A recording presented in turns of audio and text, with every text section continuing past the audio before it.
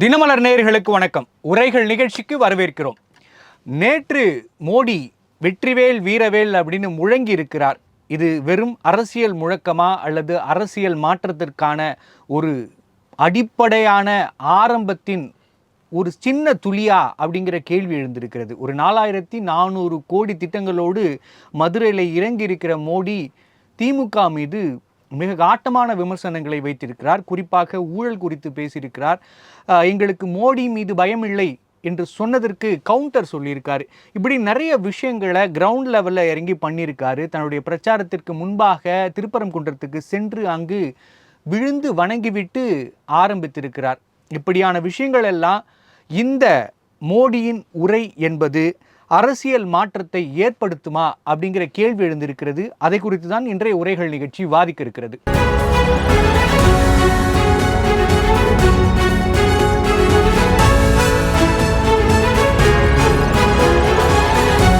மோடி மதுரை உரை அரசியல் மாற்றத்தை ஏற்படுத்துமா என்பது குறித்து விவாதிக்க நம்மோடு இணைந்திருக்கும் விருந்தினர்கள் பாஜகவை சேர்ந்த திரு டி.எஸ். சங்கர் அவர்கள். வணக்கம் சார்.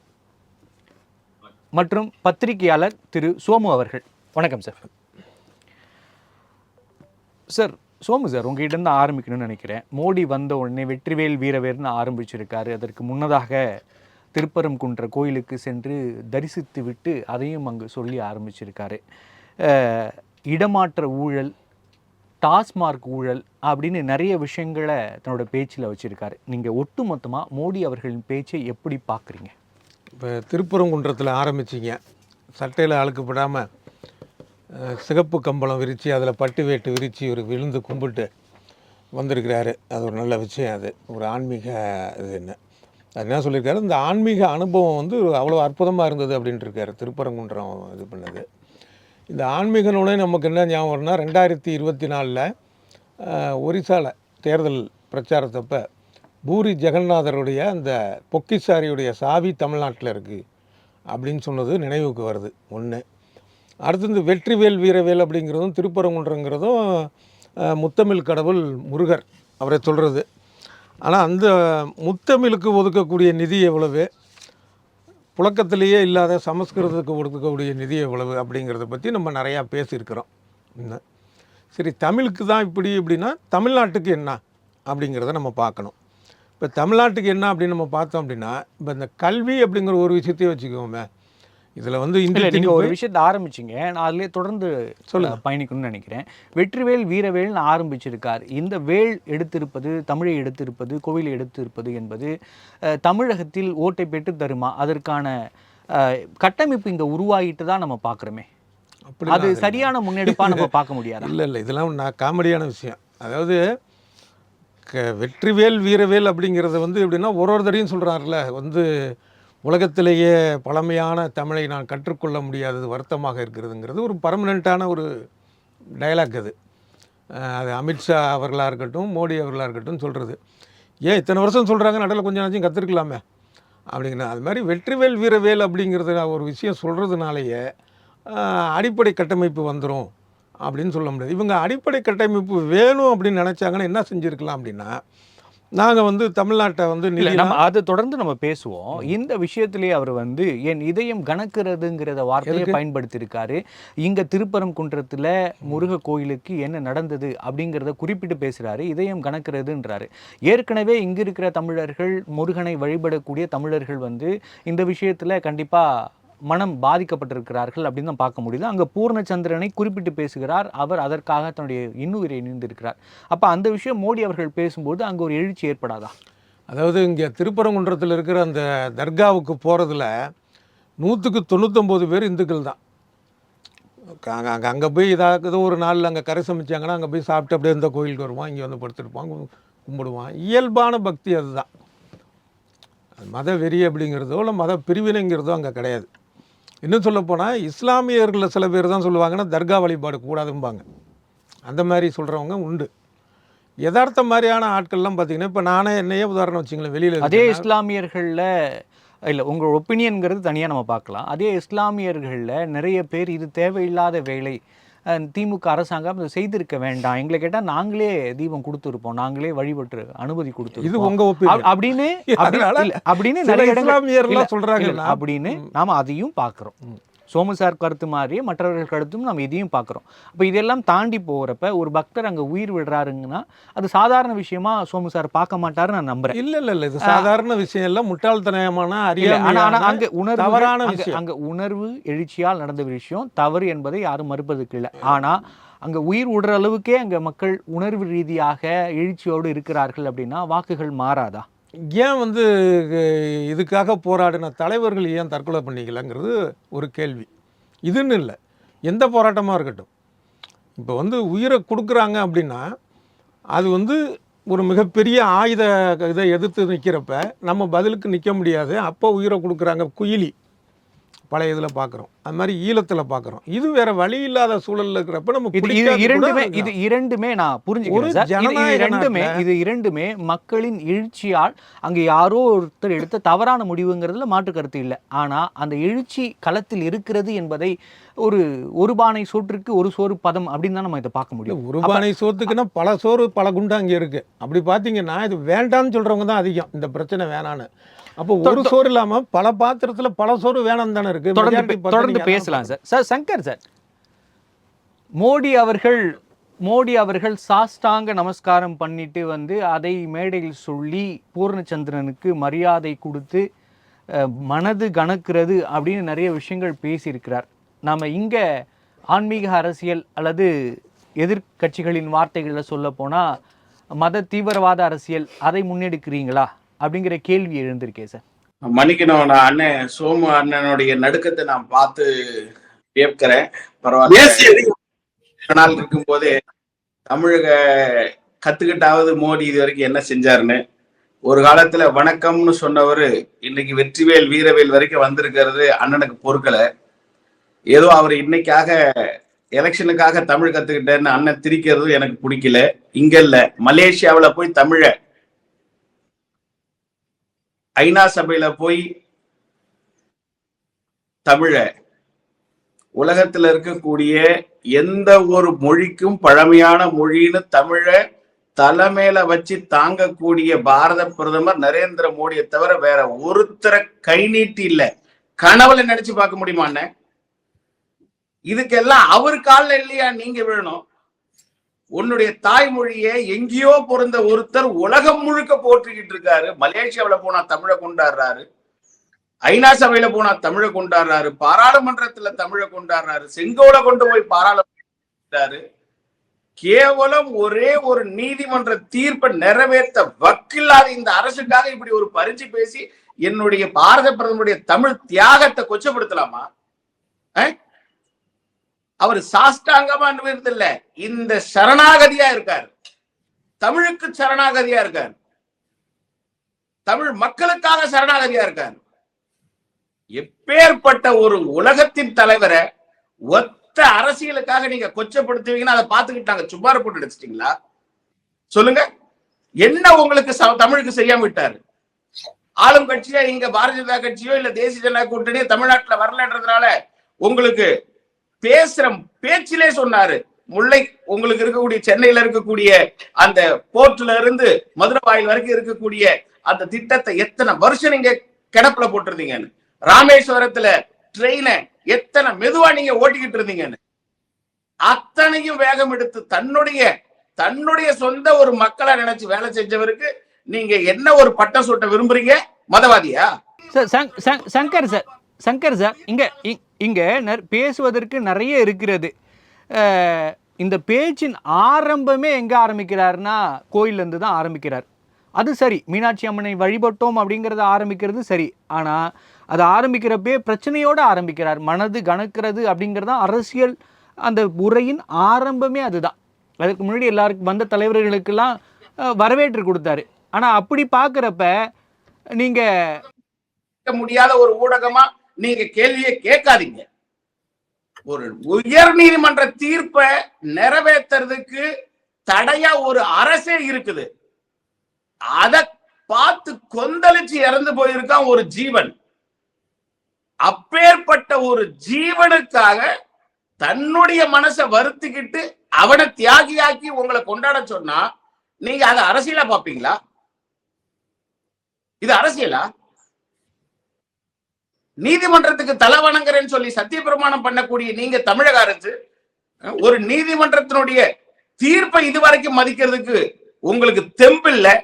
இந்துக்களுடைய எந்த ஒரு முகாந்திரமும் உங்களுக்கு துணை நிக்காதுன்ற ஒரே காரணத்துக்காக அவங்கள கீழே போட்டு நசுக்க பாக்குறீங்க. உனக்கு தைரியம் இருந்தா நீதிமன்றத்தில் நீ ஜெயிச்சு காட்டணும். திருப்பரங்குன்ற விஷயம் கையில் எடுத்திருக்கிறார். அது தமிழகத்தில் அரசியல் மாற்றத்தை ஏற்படுத்துமா? உங்களுக்கு என்னமே புரியலையா? ஒண்ணுமே புரியலையான்னு கேட்கிறேன். தமிழகத்தினுடைய தலையெழுத்திய மாத்த போது இந்த திருப்பரங்குன்றத்துடைய செய்தி, இதனுடைய வரலாறு, இதனுடைய தியாகம், இதோட தீர்ப்பு மக்களை பார்த்த உடனே உங்களுக்கு என்ன ஏளனமா தெரியுதா? அவன் இதெல்லாம் பார்த்துக்கிட்டு சும்மா இருப்பான் நம்புறீங்களா? தான் வணங்குற ஒரு தெய்வத்தை நீதிமன்றத்தினுடைய உரிமையோட கூட அணுக முடியலன்னா அவன் உங்களை திருப்பி தேர்ந்தெடுப்பான்ற ஒரு இருமாப்பு இருக்கா உங்களுக்கு? சார் நம்ம தொடர்ந்து பேசுவோம் சோமு சார். இது கண்டிப்பாக பெரிய சார் சங்கர் சார் தொடர்ந்து பேசுவோம். இந்த திருப்பரங்குன்ற விஷயம் என்பது கண்டிப்பாக தமிழகத்தில் அரசியல் மாற்றம் எடுத்துன்னு வராங்க அப்படின்னாங்க. அதுக்கான பதிலை நீங்கள் முன்னமே கொடுத்ததா நான் நம்புகிறேன். அடுத்த கேள்விக்கு தான் நான் போக விரும்புகிறேன். பிரதமர் அவர்கள் அடுத்தது முக்கியமாக பேசியது இடமாற்ற ஊழல், டாஸ்மார்க் ஊழல், குறிப்பிட்ட ஊழல்களை குறித்து பேசியிருக்கார். அப்போ அந்த விஷயங்கள் பிரதமர் பேசும்பொழுது அதற்கான முக்கியத்துவம் மிக அதிகமாக இருக்கும். இது வெறும் அரசியல்னு கடந்து போயிட்டா நடுநிலையாளர்களின் வாக்கு மாறுவதற்கு வாய்ப்பு இருக்கிறது. இந்த பேச்சு என்ன மாதிரியான மாற்றத்தை தமிழகத்தில் எடுத்து வரும்னு நினைக்கிறீங்க? கண்டிப்பாக. இப்போ அதுக்கு முன்னாடி தமிழை கொஞ்சம் கொஞ்சமாக பிரதமர் கற்றுக்கிட்டு இருக்காரு. அதுக்காக அவர் காலில் கூட விழலான்னு சொல்லி சகோதரர் சொன்னார். அப்போ தமிழுக்கு நிதி அளிக்கலை, தமிழ்நாட்டுக்கு நிதி அளிக்கங்கிறதுக்கு மோடியை என்ன செய்கிறதுங்கிறதையும் அவர் சொல்லட்டும். அடுத்தது மதுரவாயில் மேல்மட்ட சாலையை நிறுத்தினது 2011 அதிமுக அரசு.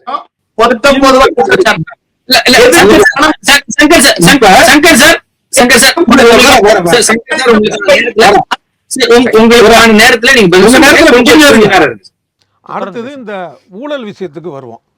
இந்த ஊழல் அப்படின்னா யார் செய்தாலும் சரி, அது மக்களுடைய பணம், எந்த கட்சி செய்தாலும் அது கடுமையாக கண்டிக்கப்பட வேண்டியது, தண்டிக்கப்பட வேண்டியது. இப்போ உதாரணமாக KN நேரு மேலே அமலாக்கத்துறை அனுப்பிச்சு இல்லையா, அதை என்ன சொன்னாங்க, வெறும் கடிதம் அப்படின்னாங்க. ஆனால் அமலாக்கத்துறை அதுக்கப்புறம் நீதிமன்றத்திலே அவங்க சொன்னாங்க இது கடிதம் அல்ல, ஆவணங்கள் அனுப்பிடுவோம் 250 பக்கம் அப்படின்னு. அதுக்கு இந்த அரசு, திமுக அரசு நடவடிக்கை எடுக்கலை. ஆனால் இந்த கடிதம் எப்படி லீக் ஆச்சுங்கிறதுக்கு தான் அவங்க நோக்கத்தில் இருந்தாங்க. அதே மாதிரி பார்த்திங்க அப்படின்னா இந்த கல் குவாரி இருக்குல்ல, அதில் அதிகமாக கல் எடுத்தவங்களுக்கு அபராதம் விதிக்கிறது ஒரு டன்னுக்கு 75 ரூபா போட்டிருக்காங்க. ஆனால் அந்த ஒரு டன்னுடைய மதிப்பு 6666 ரூபா. அப்போ இந்த 75 ரூபாங்கிறது எங்கே போய் நிற்கிது? ஒன்றுமே இல்லை. இப்போ அபராதம்னா அதை அதிகமாக போடணும் அந்த உள்ள அடக்கத்தை விட. இதெல்லாம் திமுக அரசுடைய ஒரு வெளிப்படையாக தெரியக்கூடிய ஊழல்கள் அப்படின்னு இதை ஒத்துக்குவார்னு நினைக்கிறேன் சகோதரர். அதே நேரத்தில் 2 விஷயத்தில் நம்ம யோசிக்க வேண்டியதாக இருக்குது. ஒன்று என்னென்னா இதெல்லாம் விசாரிக்கணும். ஆனால் இப்போ மத்திய அரசு சொல்லக்கூடிய அத்தனையும் நம்ம ஏற்றுக்க முடியுமா அப்படின்னா அரவிந்த் கெஜ்ரிவாலுடைய விஷயத்தினால நமக்கு அதில் சந்தேகம் வருது. இப்போ நான் சொன்ன விஷயத்தில் திமுக அரசு மேலே ஊழலில் எனக்கு சந்தேகம் இல்லை, பார்த்தா தெரியுது இதில் அடிப்படை ஆதாரம் இருக்குன்னு. இப்போ டாஸ்மார்க் ஊழல் ஏற்கனவே போயிட்டுருக்கு இது மாதிரி. ஆனால் இவங்க உண்மையான ஊழல்களை தான் விசாரிப்பாங்களா, இல்லாததை சொல்லுவாங்களாங்கிற சந்தேகம் நீதிமன்றமே சொல்லியிருக்குது அரவிந்த் கெஜ்ரிவால் வழக்கில். ஒன்று, சோமு சாருக்கு எப்பயுமே ஒரு டவுட் இருந்ததே இல்லை, அரசியல்வாதிகள் ஊழல் செய்வார்களா அப்படிங்கிறதுல இல்லை. அதே நேரத்தில் செய்யாத கேஸும் போடுவாங்களாங்கிறதுலையும் நமக்கு சந்தேகம் கிடையாது, போடுவாங்க. இல்லாத கேஸ் தமிழகத்தில் இருக்கிற ஏதேனும் ஒரு அமைச்சகத்தில் ஊழல் இல்லாத ஒரு அமைச்சகம் இருக்கு, அமைச்சருக்குன்னு சோமு சார் நம்புறாரா? இல்லை, அதாவதுங்க எந்த கட்சி ஆண்டாலும் ஊழலுங்கிறது ஜனநாயகத்துடைய இன்னொரு 5வது தூண் வச்சுக்கலாம். 5வது தூண், முதல் தூண் கூட வச்சுக்கலாம். நல்ல வார்த்தை சொல்லிங்க. 4 தூணுங்கிறத தள்ளி விட்டுட்டு முதல் தூணு அதுதான் இருக்குது. இது ரொம்ப வருத்தமான ஒரு விஷயம். நம்ம ஓட்டு போடுறோமே தவிர ஊழலை தடுக்க முடியல.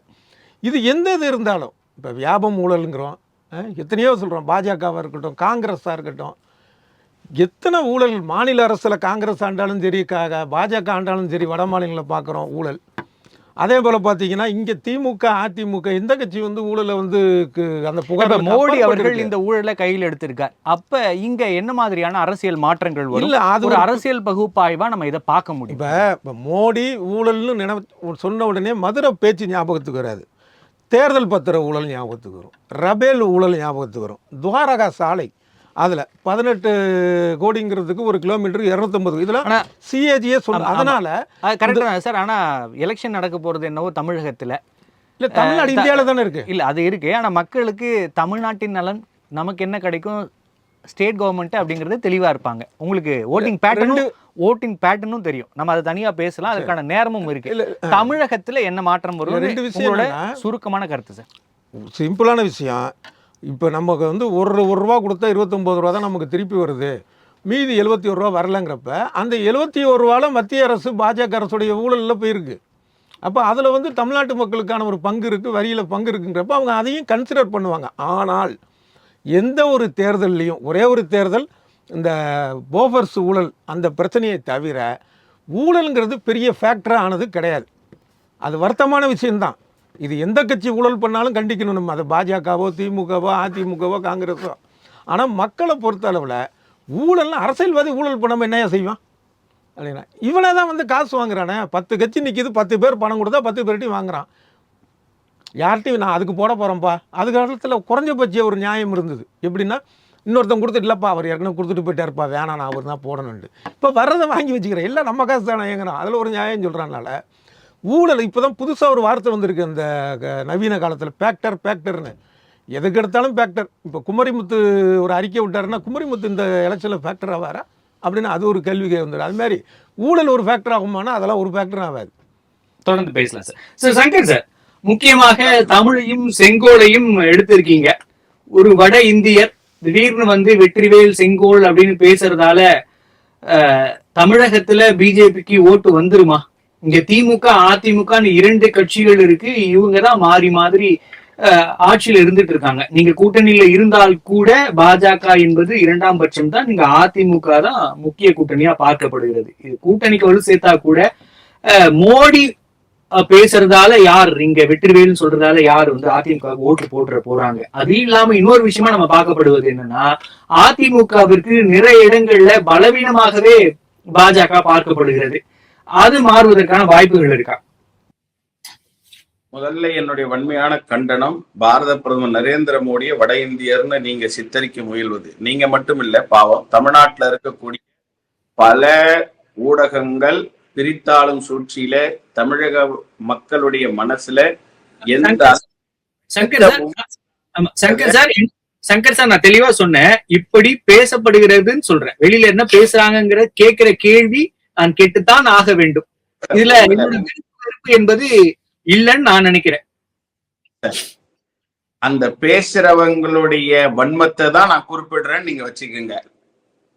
இப்படி ஒரு பாரத பிரதமரையே பிரித்தாளும் சூழ்ச்சியால தமிழக மக்கள்கிட்ட இருந்து அந்நியப்படுத்தணும் நினைச்சா இனி அது நடக்காது. நேத்து கூட்டத்தை பார்த்திருப்பீங்க. பாரத பிரதமருடைய மிகப்பெரிய அந்த குதூகலத்தை பார்த்திருப்பீங்க.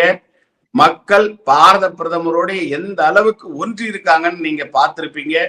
அவர் உலகத்துடைய தலைவரா எப்படி உருவாகி இருக்காரோ அதே போல் இந்த தமிழகத்திலும் போற்றக்கூடிய ஒரு தலைவரா அவர் உருவெடுத்து விட்டார் என்றதுக்கு நேத்திய கூட்டம் ஒரு சாட்சி.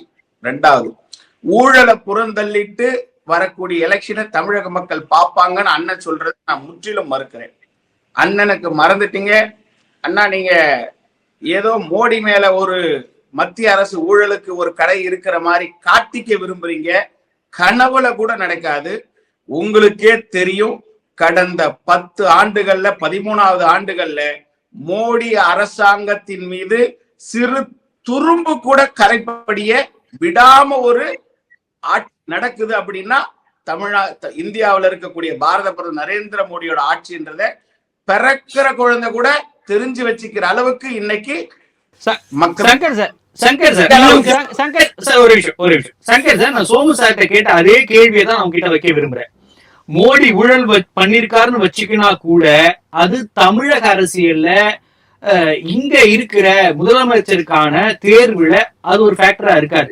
அதே போல மோடி நிறைய சாதனைகள் இந்தியா முழுவதும் பண்ணியிருக்காரு, அங்க ஊழலே பண்ணலன்னா கூட இங்க பெரிய ஃபேக்டரா இருக்காது அப்படிங்கிற ஓட்டிங் பேட்டர்ன் நம்ம பார்த்துட்டே இருக்கோம். இங்க தமிழகத்தை பொறுத்த வரைக்கும்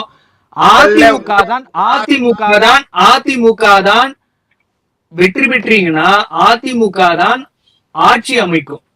அவர்கள் மீது ஊழல் குற்றச்சாட்டு இல்லைன்னு கூட்டணியில் இருந்தாலும் யாராலையும் சொல்ல முடியாது. அப்படி பாக்குறப்ப 2 பேரும் ஆல்ரெடி ஊழல் குற்றச்சாட்டு இருக்கிற கட்சிகள் தான். அப்படிங்கிற பட்சத்துல எப்படி இதை ஒரு ஃபேக்டரா எடுத்துப்பாங்க அப்படிங்கிற சோமு சார் கேட்கிற கேள்வி சரியானது தானே? நீங்க அந்த பாயிண்ட தானே பார்க்கணும். விஷயம், நீங்க மோடியோடைய ஊழல் செஞ்சிருக்கலாமோ அப்படின்ற கனவுக்கு கூட வாய்ப்பு இல்லாத அரசு இதுன்றத மக்கள் தெல்ல தெளிவா புரிஞ்சிருக்காங்க. அஇஅதிமுக ஊழல் திமுக ஊழல்னு உங்களால பிரிக்க முடியலன்னு நீங்க சொல்றது மிக மிக மிக மிக நகைப்புக்குரியதா இருக்கு.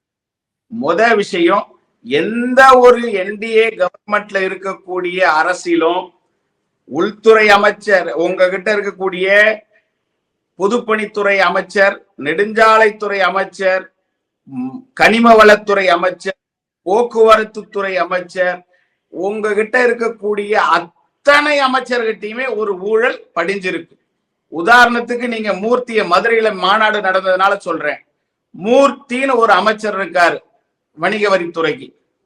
கொஞ்சம் யோசித்து பண்ணுங்க, அந்த பதிவுத்துறையில இருக்கக்கூடிய மூர்த்தியுடைய டிபார்ட்மெண்ட்ல தமிழ்நாட்டுல எந்த மூளை முடுக்குல ஒரே ஒரு 1/2 ஏக்கர் 1 ஏக்கர் நீங்க டிடிசிபிக்கு அப்ளை பண்ணா கூட சதுரடிக்கு இவ்வளவுன்னு கொண்டு போய் சேப்பாக்கத்துல எதிரில் இருக்கக்கூடிய லாட்ஜில பணம் கொடுத்துட்டு ரீஸ்ட் ஆபீஸுக்கு மெசேஜ் வரணும்.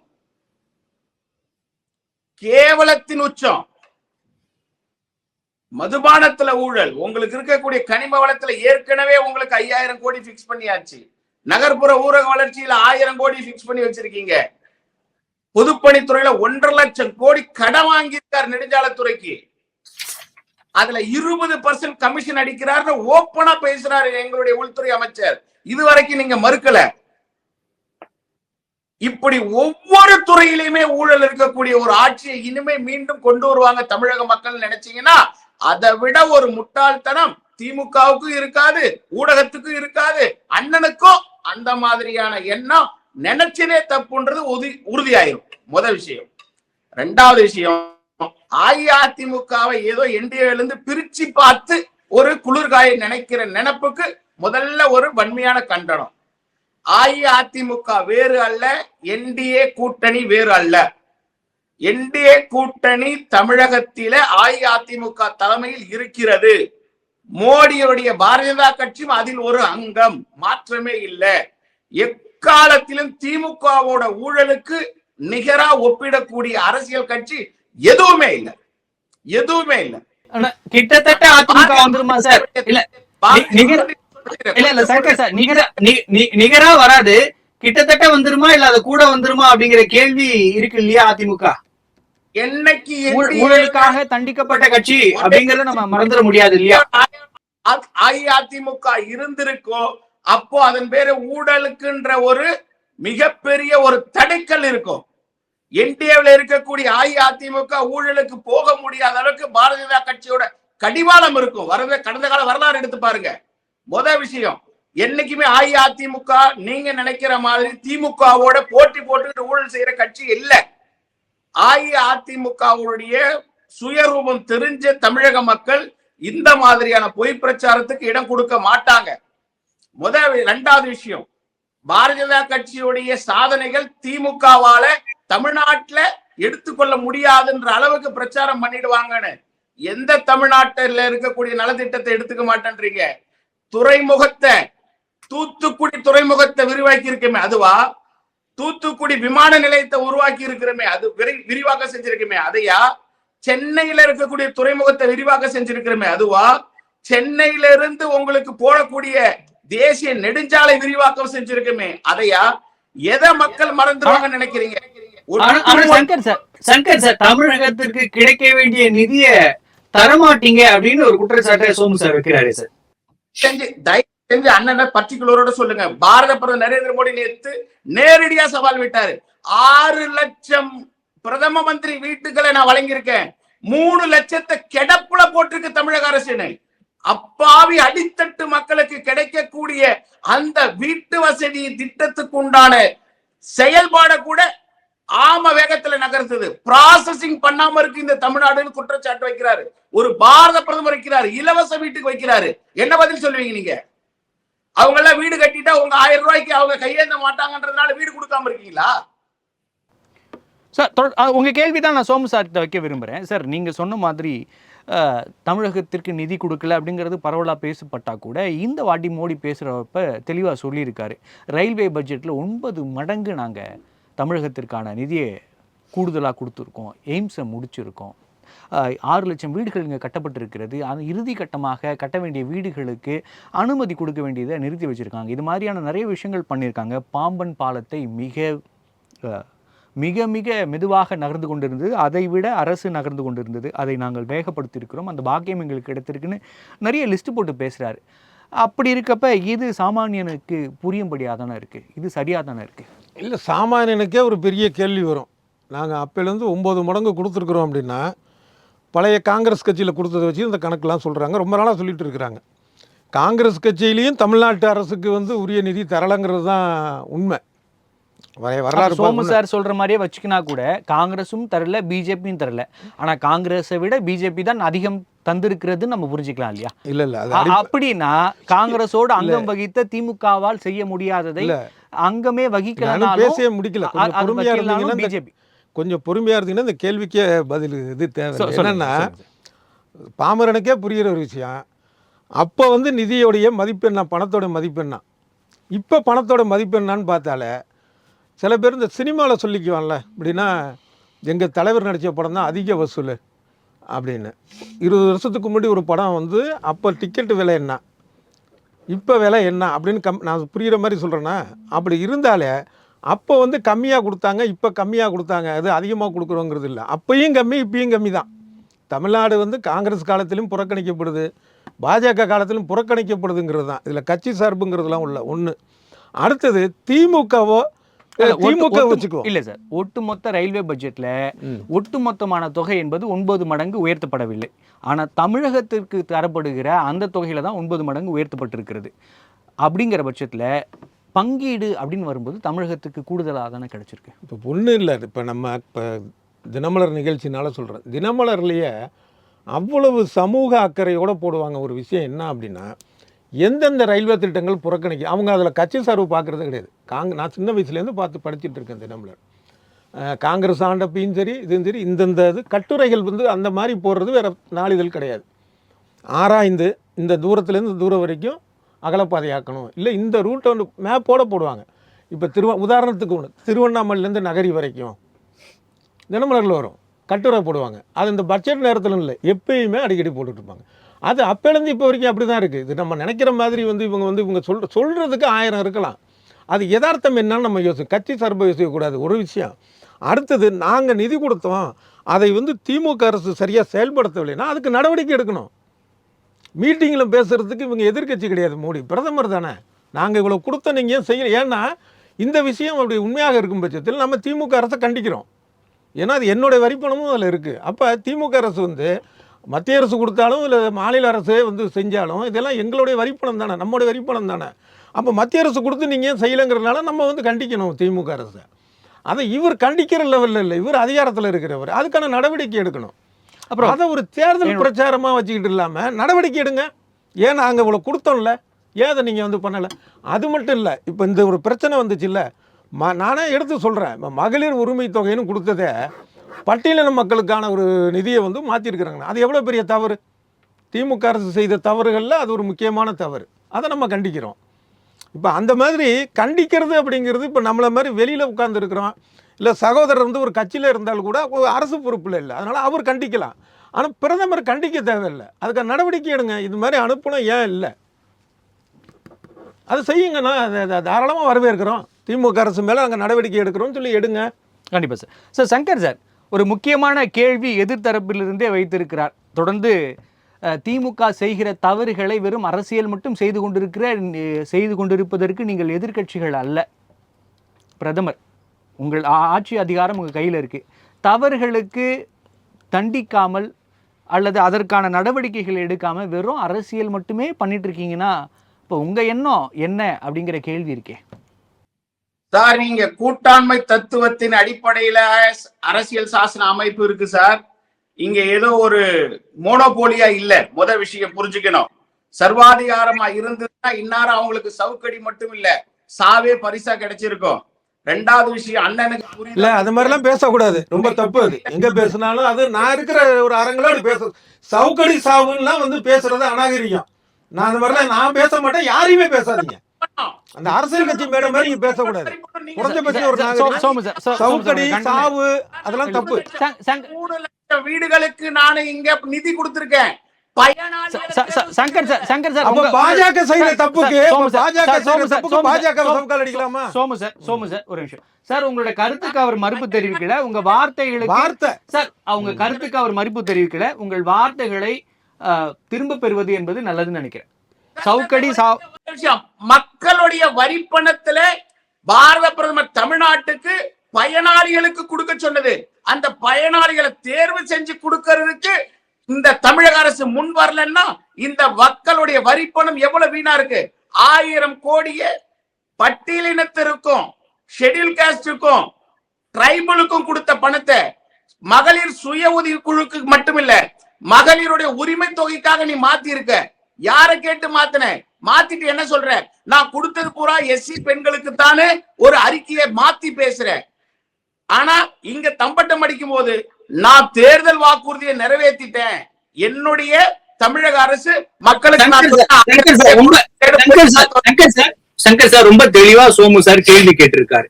அவர்கள் செய்தது தவறு அப்படிங்கறதுல அவருக்கு மாற்று கருத்து இல்லை. அப்ப தவறு செய்தார்கள் என்றால் அதிகாரத்தில் இருக்கிற மத்திய அரசு அதற்கான கடிவாளத்தை போடணும் இல்லையா? நீங்க வெறும் அறிக்கைகளை மட்டுமே இல்ல வெறும் பேச்சுகளை மட்டுமே இருக்கிறது அரசாங்கம் இல்லையே. செக்ஸ் அண்ட் பேலன்ஸ் புரிஞ்சுக்கிறோம். ஆனா ஒரு அரசாங்கம் ஒரு மாநில அரசு தவறு செய்வது என்றால் அதை கட்டுப்படுத்துகிற அதிகாரம் மத்திய அரசுக்கு இல்லையா?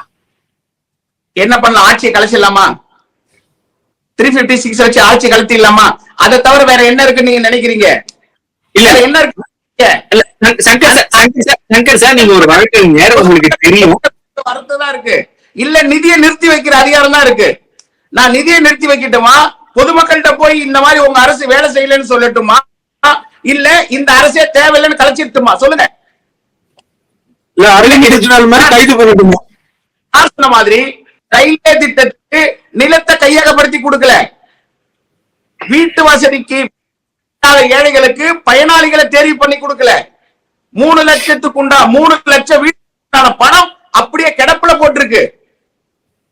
சார், நீங்க சொல்ற இந்த கம்ப்ளைண்ட் திட்டங்கள், நீங்க சொல்ற இந்த விஷயங்களும் நான் புரிஞ்சுக்க முடியுது. ஆனா மக்களுக்காக ஒதுக்கப்பட்ட நிதிய இவர்கள் எடுத்து மகளிருக்காக கொடுப்பது என்பது கண்டிப்பாக விதிமீறல். அதற்கு நடவடிக்கை எடுக்க முடியாது அல்லது நீதிமன்றத்துக்கு செல்ல முடியாது அப்படின்னு சொல்றதெல்லாம் ஏற்புடையதாக இருக்கிறதா? சார், அவங்க சொல்லி இருக்கிற பதில திட்டங்களை நிறுத்தி வச்சிருக்காங்க, அதற்கான அனுமதி தரல, நிலகம் கையகப்படுத்தல அப்படிங்கறத நம்ம புரிஞ்சுக்க முடியுது. ஆனா தாட்டப்பட்டவர்களுக்காக வைத்துக் கொண்டிருக்கிற நிதியை வேற இடத்துக்கு பயன்படுத்தி இருக்காங்க அப்படிங்கிறப்ப அதற்கு அடுத்த நடவடிக்கையை ரொம்ப ஸ்ட்ராங்கா பண்ணணும்னு எதிர்பார்ப்பாங்க இல்லையா மக்கள்? மட்டுமே பண்றீங்க அப்படின்னா எப்படி? அரசியல் மட்டுமே பண்றீங்கன்னா எப்படி மக்கள் உங்களுக்கு ஆதரவு தருவாங்க? தமிழக மக்கள் அந்த அரசு கிட்ட ஆட்சியை கொடுத்திருக்காங்க சார்.